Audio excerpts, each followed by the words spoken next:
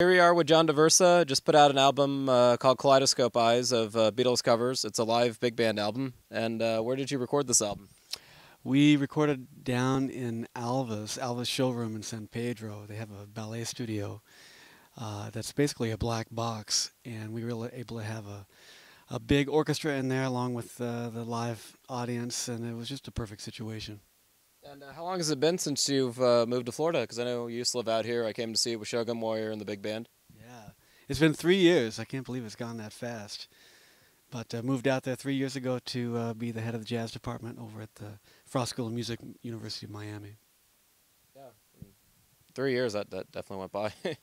Now, when I used to see you with Shogun Warrior, of course you played trumpet, and that group's got Jeff Babko and Toshi Inagi from Jimmy Kimmel, and Tos Panos would usually play with you guys. Mike Elizondo sometimes when he was available, and so you guys with Tim LaFave, I think.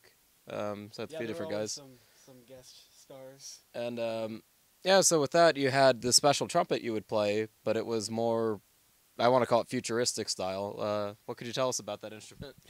Yeah, it's interesting to think of it as futuristic because it was made in the late '60s. But it does, doesn't it?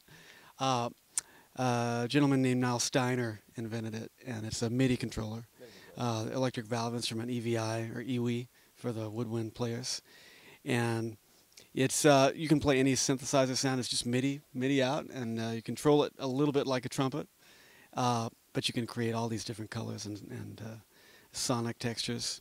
So I love playing it. Now, one of the best shoots I ever did with photos was when we did that at USC, and I believe you had a purple shirt on, which was cool, and a tie, and we did it out on the campus. Can't remember which part. So at that time, you were teaching at USC? I was. I believe I had just. I taught for 2 years as an adjunct professor over there, and then right after that, I took a position as in the jazz department at Cal State Northridge for 2 years, and then out of the blue, I got this call to go check out University of Miami. So things just started rolling at that point. Well, what's been going on in the 6 years since we've known each other? Yeah, a lot's been going on in 6 years. Yeah, for you too, I know. Right. Oh, well, yeah, I was in college myself, so. Yeah, so Kaleidoscope Eyes, the question is, the Beatles had, so many great songs. You go see Paul McCartney in concert, he plays 38 songs, a lot of Beatles in there. How do you pick what Beatles songs you're going to play for an album that fits the big band format too, though? Yeah, great question. I just had to go in deep. I took a summer and on every, I'd stay up all night long and listen on planes, and every moment that I could, I would just listen to the whole catalog again with headphones on and just fall in love with every song and really let it filter into myself, into my soul again. And then I just had to let it go. I stopped listening, and then they would just, I'd start to hear one of them, and by letting go, then they came back to me in a way that I started to hear them within my own lens, my own filter, just one by one, and other times I was trying to think. I remember sitting on a plane, and someone was looking at their iTunes, and I saw, I wonder if they're gonna choose a Beatles tune, and they did. And then I said, whatever they choose, that's the one I'm going to do. And they chose "Here Comes the Sun," and I'll get it. So things like that, a lot of different happenstances. Yeah, I mean, for me, I was part of the Pledge Music campaign you did, and you did raise 100%, which is great. And I got the album, I think, about a week ago, and I wrote you just, see when you'd be around. You just happened to be here this week, so that was very good timing. Serendipitous. You were with the Bob Mintzer Big Band last night. I know as Buddy Rich, it's been a whole tribute weekend for him. And also Gene Krupa Big Band was performing. John LaBarbera had something he was doing, whole special weekend. So I guess, tell us about the influence, those big band artists had for you.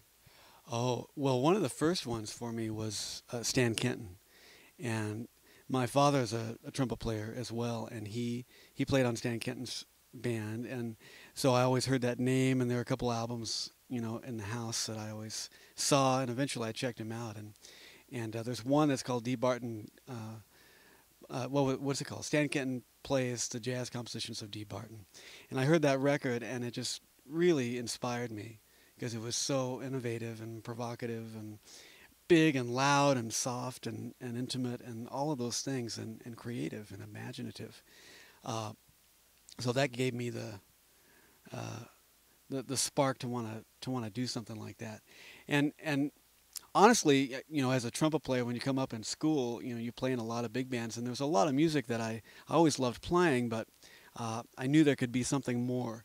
So I was interested in trying to create some music that I really enjoyed playing, and I knew with the big band format I could uh, use the writing as another instrument, basically another voice along with playing to most fully articulate the music I was hearing in my head. Now about the John Daversa Big Band, I used to see you over at the Baked Potato. I think, what did you have, 30 musicians there? It All on felt that, like it all 'cause on the that room was so stage. small. And you fit every person on stage, and the drums had a little space off stage, but you fit everybody on that stage. And there's also the small band you had going as well. Yeah, we started playing there with a small band for a year. I think that was 2006, April of 2006. I remember. And we played there for a year, and then I told Justin Randy, I said, I have this big band. I kind of have this crazy idea. Do you want to even try this? And then I went in with my tape measure, the night that we were going to play, as if that was going to solve any problems for me. But we played the last Sunday of every month there for 7 years, and I've still been coming since I've been in Miami. I still come back once a month to do something, so we still play regularly, and we kind of just fit. Everybody knows exactly where to put their elbows and put their stools and their chairs. Yeah, yeah, and it just works, and it's so much fun. It's always going to be a home base for us to go and work out the music and really be creative and loose, and the audience is right there, and I just love it. And Shogun Warrior, that was an amazing group. I always, went to go see you guys. What's up with Shogun Warrior these days? Shogun Warrior, we're actually having a reunion Oh, on Friday. Yeah, we're playing Friday with the original cast with Mike Elizondo and Tospanos and Toshi Yanagi and Jeff Babko and myself. That's a real deal. And it's one of those bands where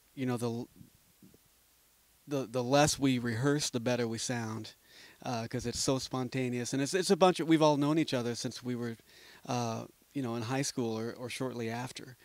I went to school with Mike in high school, and we all knew Jeff at the same time, and then I met Toss and Toshi I met later through Jeff, and we've gone through a lot of life together, and we've played a lot of music together, a lot of gigs, and there's just a history and an understanding of one another that's irreplaceable, and it's just a blast. It's like romper room every time we play. And everybody's backgrounds is pretty good in that too. Two guys from Kimmel, Elizondo's produced all these people, and Toss and you. I mean, everyone's just comes from a really great background. Yeah, yeah. It's one of the joys of my existence to get to play with Shogun every once in a while. Yeah, I have the albums. I used to come to the shows. I remember all that. So yeah, Kaleidoscope Eyes, of course. So with that, is there going to be a tour playing that music? What's going on with it? Yeah, we're putting it all together right now. We just booked Yoshi's in Oakland. I'm doing another date in Miami, and another date coming up in January in LA, and getting something together in Chicago. It's a huge, massive project, and that has its limitations. Because it's a full big band, but not just a big band. It's 6 saxophones and 4 trombones, tuba, 5 trumpets, a string section, a choir, vocalists, rhythm section with 2 guitar players, vibraphone, drums, the whole bit. It's pretty crazy. I went between being incredibly excited about it and holy, what have I done? But it works out. We're able to bring the core of the big band to travel with us, and then the idea is to pick up local musicians because everything's written on the charts. Yes, exactly. So I think it's going to work. It depends on what the budget is and how big the hall is and all of that. But I'm really excited about it, and the response for it has been overwhelming. It's one of those projects where it's just become so much bigger than any one individual. I'm just kind of watching it be its own organism. And you had some great special guests on the album. Tell us some of the guys you had on there. Yeah, well, everybody in the band is a special guest, to be honest. But of course, Renee Olstead came in and sang on 2 songs and just sounded so gorgeous. And Katis Buckingham's rapping on a tune and playing some tenor. And Genevieve Artadi from Nowhere is singing in the choir, and Carol Houston and Kate Reed, uh, and then of course the regulars in the big band, Gene Coy on drums, and Jerry Watts, my soul brother on the bass, and Zane Carney and Andrew Senowick. Nick Mancini's playing vibes. It goes on and on. That's the band right there. Yeah, yeah, and those musicians, we've played so many gigs together and logged in so many hours as well that it's just really special. It's hard to imagine ever making a record without those musicians. And Jerry, I know, is over at LA Music Academy, and Zane I saw playing guitar with John Mayer. So your band members, they've got some pretty good gigs. Yeah, well, they're world class musicians, so they're going to be playing with world class musicians. Law of attraction, huh? Including John here. Seen you play many times, so I can definitely say you're a world class musician. And the album's amazing. Yeah, so how did you just decide between making it a live or studio? Which I know it was live, but that decision. Originally, it was certainly going to be a studio record, and I remember I was out here actually in L.A. I was for whatever reason, and I was driving, and I just received the message that it needed to be live, and which really didn't make all that much sense to me because the music was so intricate, and I wanted it to be really clean, and but it was clear to me that in this day and age, people need to see the music as well as hear it, and if I did it live, then I could get Alex Chaloff to come in and do an 8-camera shoot and really make the album look good. I could bring in a live audience, which would also pump up the way that we played, because we always reflect the energy back and forth from the players and the audience. And I knew that would give us that special spark in the music as we're trying to make this collective thing just lift the floor. I remember when we started that first tune, when we recorded it, the first tune we played on the live show was Michelle. And everybody that was there, everybody in the band and everybody in the audience was really there because they wanted to be part of something really special and really great. You could feel it, like there was this genuine love for the whole process. Again, not for any one individual. It was just this whole collective organism. And it was so thick in that room, Alex, I felt like I was going to levitate. It was just, yeah. And for that reason alone, I'm so glad that we did it live, because you can feel that on the recording. You can feel that thickness of well intentions. Now for Kaleidoscope Eyes, where can you buy the album now? You can find it just about everywhere. It released through iTunes and Amazon, and of course on my website, which is johndaversa.com. That's Daversa. Daversa. Daversa. Yes. And so you got the Baked Potato coming up, and some Kaleidoscope Eye shows, and what else is left to do? You put out the album, you got some shows lined up. In the next 6 months. Well, it's yeah, we're certainly thick in promoting the record right now, which I'm really enjoying because I get to hear the reflection and the response to the music, and of course we're already working on the next records.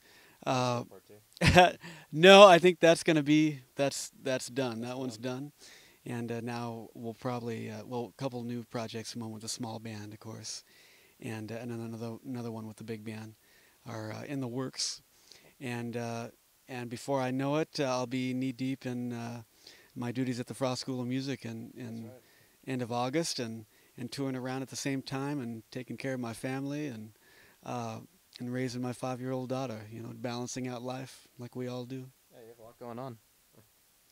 Yeah, but it's super fun, man, and it's so much, it's the purpose is so much bigger than myself. I know I've said that 5 times already now, but I really feel like we're going around and serving as some sort of inspiration for people, to do what they want to do and that if we can do it, they can do it too. That's what I'm feeling back. So it feels like it's got some divine purpose behind it. So if that's the case, I am a most willing service person. And yeah, we look forward to seeing you at the Baked Potato, and you can check out johndaversa.com for the CD, tour dates, and everything coming up on you. Yes, sir. I appreciate you having me come in, Alex. Thanks.